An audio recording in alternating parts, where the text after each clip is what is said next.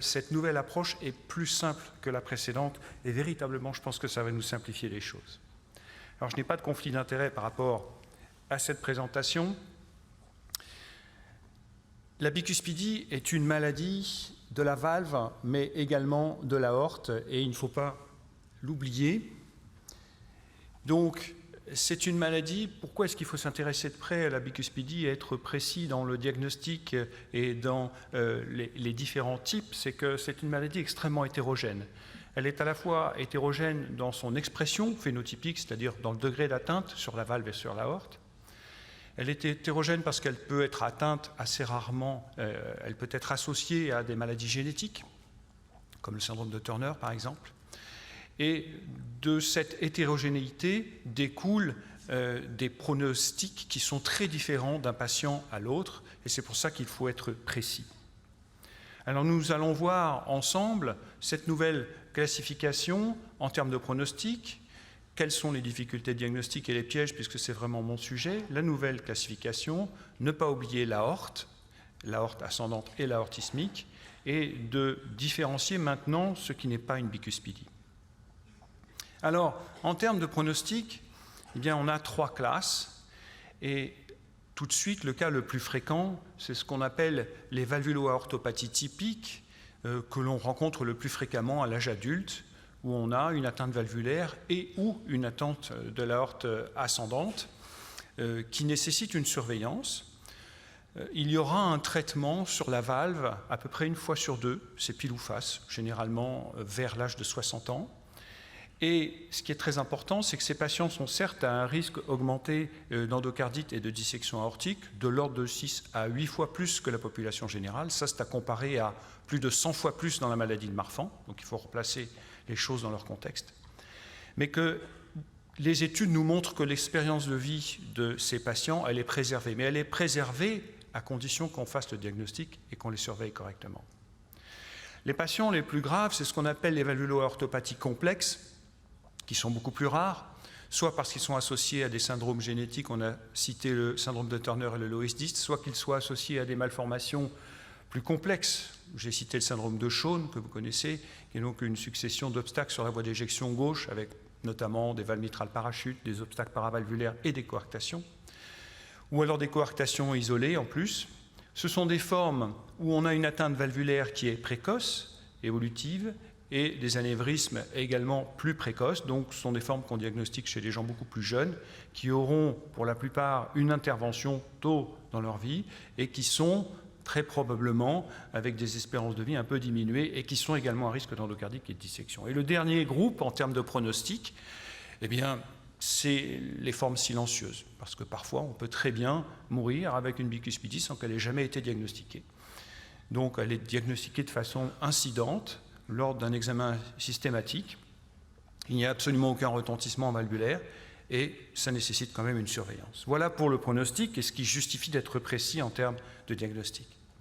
Alors, comment est-ce qu'on suspecte une bicuspidie? Je dirais qu'on la suspecte en posant la sonde sur le patient en parasternal grand axe, et on la suspecte à la fois sur l'aspect de l'aorte et de la valve. C'est vraiment la valvulo-aortopathie. Vous voyez, cette aorte, elle est difforme parce qu'on a une perte de parallélisme au niveau de l'aorte tubulaire, on a un certain effacement de la jonction sinotubulaire, et sur la valve, on a une ouverture asymétrique en dôme de la sigmoïde qui est en position antérieure. Ça doit vous attirer l'œil. Pour ce qui est de l'aorte, eh bien, il faut toujours donner les mesures des 3 segments que, en accord avec les chirurgiens, on va appeler la racine. La racine, c'est des sinus de Valsalva. Donc ces mesures sont prises sans zoom, je vous le rappelle, en diastole, bord d'attaque, bord d'attaque. La jonction sinotubulaire et l'aorte tubulaire. Alors, je vous montre à chaque fois la bouteille de coca originelle, parce que je trouve que la forme de cette aorte y ressemble, avec le renflement ici, qui correspond à la perte de paralysie des bords sur l'aorte tubulaire, et le goulot est là pour vous rappeler qu'il faudra quand même aller voir derrière, au niveau de l'isthme, en suprasternal, pour être sûr qu'il n'y a pas une coarctation associée. L'ouverture asymétrique des cusps doit également vous attirer l'œil, l'ouverture en dôme de la sigmoïde en position antérieure, et vous avez un diagnostic de certitude sur tout ça, toujours bien entendu en échographie transthoracique, sur une incidence parasternale transverse, vue en face, zoomée, avec un repère anatomique qu'il faut toujours chercher, le septum interatrial. La sigmoïde non coronaire est en continuité avec ce septum, et ainsi, entre 10h et midi, vous avez la sigmoïde coronaire droite, vous voyez d'ailleurs très bien l'ostium de la coronaire droite, la sigmoïde coronaire gauche, vous voyez très bien le tronc commun, et donc vous avez ici ce qu'on appelle la forme typique de bicuspidie. Ici, ça s'appelle une bicuspidie droite-gauche, parce qu'on a un raphé entre les deux sigmoïdes coronaires. Donc en résumé, on est attiré par l'aspect de la horde, on est attiré par une asymétrie d'ouverture des cuspes, et lorsqu'on est en face, eh bien, on a fonctionnellement deux sigmoïdes, tout simplement parce qu'on a deux commissures qui s'ouvrent, et dans l'immense majorité des cas, deux cuspes qui sont restées jointes par un raphé. Alors sur les pièces anatomiques, on dit en théorie qu'on peut faire la différence entre une bicuspidie et une valve rhumatismale sur l'angle qui est beaucoup plus adouci, beaucoup plus rond en cas de bicuspidie, et plus aigu en cas de fusion acquise liée au rhumatisme. Ça reste très théorique. Alors, la classification, pendant une quinzaine d'années, M. Sievers a régné avec le type 0, type 1, type 2. Cette classification, il va falloir l'abandonner pour plusieurs raisons. D'abord, elle ne parle absolument pas de l'aorte thoracique. Ensuite, une bicuspidie type 2, en fait, c'est une valve unicuspide, et on va voir que ce n'est absolument pas la même pathologie en termes d'évolutivité, en termes de pronostic, en termes de possibilité de réparation en cas d'insuffisance aortique. Type 0, c'est justifié par le fait qu'en théorie, il n'y a pas de raphé. En fait, dans l'immense majorité des cas, ces valves ont un raphé. Donc, oubliez les types, oubliez Sievers, et bonjour la Mayo Clinic, et bonjour Michelena, qui, ces dernières années, a fait un travail colossal sur la bicuspidie. Et je pense que sa classification a toute sa place, qu'elle englobe véritablement toute la pathologie, qu'elle va évoluer au fil des années, et que c'est maintenant celle-ci qu'il faut considérer. Il y a trois types de bicuspidie. On va commencer par le plus fréquent. Le plus fréquent, c'est la forme avec raphé. Alors, il y a un abus de langage qui est commis par les chirurgiens et que nous commettons aussi. On dit fusion. Fusion, normalement, la fusion est acquise, c'est rhumatismal, au lieu de raphé. Mais bon, comme les chirurgiens le disent et comme tout le monde le dit, on va le dire quand même. Vous voyez, 9 cas sur 10 des bicuspidies ont un raphé, ont 3 sigmoïdes, 3 sinus de Valsalva. 2 de ces sigmoïdes sont prises dans le raphé, et donc fonctionnellement, il y a 2 commissures. Donc c'est ce qui justifie le nom de bicuspidie. Et ensuite, après, il faudra localiser ce raphé. Vous voyez que 7 à 8 patients sur 10 ont un raphé entre les 2 sigmoïdes coronaires. C'est ce qu'on appelle une bicuspidie droite-gauche. Donc on dit forme typique de bicuspidie ou bicuspidie droite-gauche, c'est la même chose. 15 à 20% des patients ont une fusion ou un raphé entre la sigmoïde non coronaire et la coronaire droite. Les fusions gauche non coronaires sont très rares. Ensuite, on va partir dans les formes rares. Ce sont des formes où il y a véritablement 2 sinus de Valsalva. Il n'y a plus de triangle sous-commissural. On a l'impression d'avoir 2 cuspes, vous voyez, 2 sigmoïdes qui sont symétriques, avec quasiment une commissure unique ou 2 commissures qui sont à 180 degrés, qui pourront être latérales ou antéro-postérieures. Et la dernière forme, dont l'incidence et la prévalence sont difficiles à évaluer, puisque c'est là qu'on a les pièges diagnostiques. Le principal piège diagnostique dans la bicuspidie, c'est de ne pas la voir. Et pourquoi est-ce qu'on ne la voit pas? Parce que le raphé est incomplet. Il fait moins de 50% de la commissure, et on a parfois des tout petits raphés, mais à partir du moment où on a un raphé, c'est une bicuspidie, c'est un tissu valvulaire, c'est un tissu aortique anormal, et ça ne va pas être les mêmes seuils décisionnels, notamment si on a un anévrisme de l'aorte. Alors, on va bien entendu revoir ça et synthétiser ça et voir avec des exemples. Donc on rappelle le repère anatomique, le septum interatrial, qui vous permet d'identifier la sigmoïde non coronaire, la sigmoïde coronaire droite, la sigmoïde coronaire gauche. Toutes les figures sont en transthoracique sur une incidence paraternale longitudinale. Donc ici on est sur le type avec raphé. La fusion droite-gauche, forme typique de bicuspidie. La fusion droite non coronaire, forme atypique de bicuspidie. Et la forme rare, fusion gauche non coronaire. Chez les patients, ça donne ça. Une forme typique ici, vous voyez, avec comme assez souvent une asymétrie, une sigmoïde non coronaire qui fait quasiment la même surface que les 2 sigmoïdes coronaires qui sont en face. Un tronc commun de la coronaire gauche qu'on voit assez bien. On devine un petit peu la droite, et donc vous voyez ici tous assez bien le raphé entre les 2 sigmoïdes coronaires. Donc ça, c'est une bicuspidie droite-gauche, c'est une forme typique.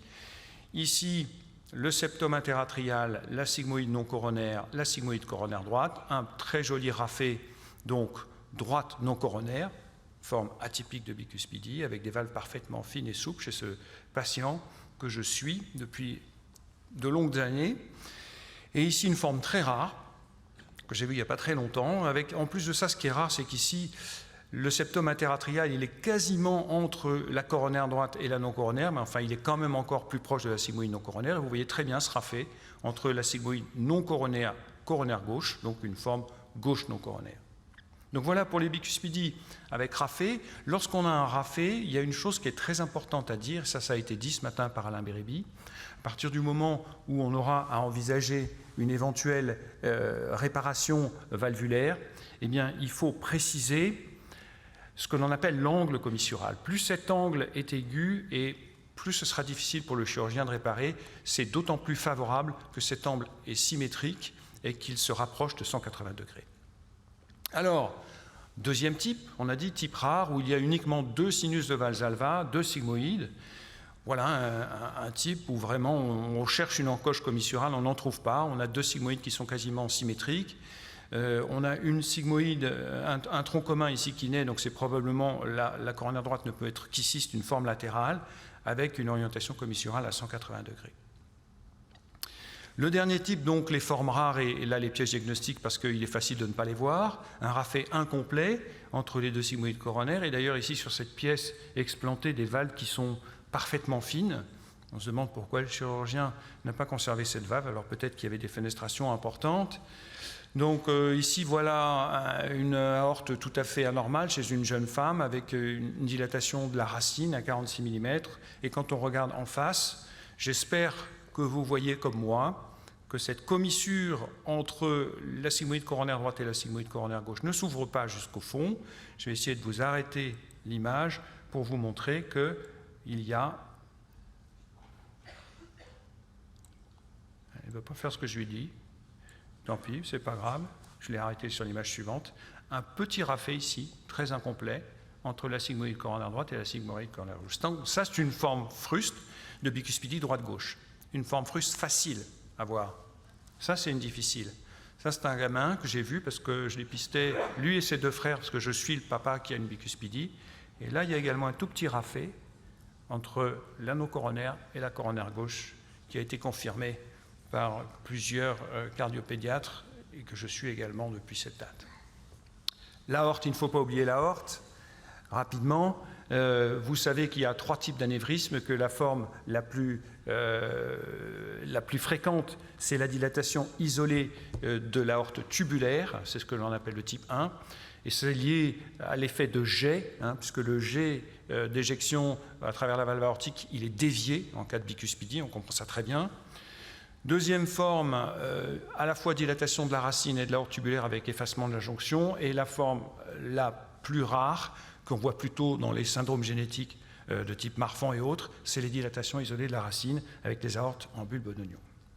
Alors, c'est très bien de regarder l'aorte initiale. Vous avez ici une jeune femme que je suis également depuis un certain nombre d'années, qui est une chanteuse d'opéra professionnelle, avec une bicuspidie droite-gauche, avec un rafé très fin et une ouverture quasiment symétrique. Et quand on regarde son aorte en long axe, eh bien, elle a une dilatation type 2 avec à la fois un anévrisme de la racine et un anévrisme de l'aorte tubulaire. Et quand on va voir en suprasternal, cette jeune femme, au moment de cet examen-là, elle était hyper tendue, traitée, le diagnostic n'était pas fait. Vous voyez qu'elle a vraiment une coarctation très serrée de son aorte ischmique.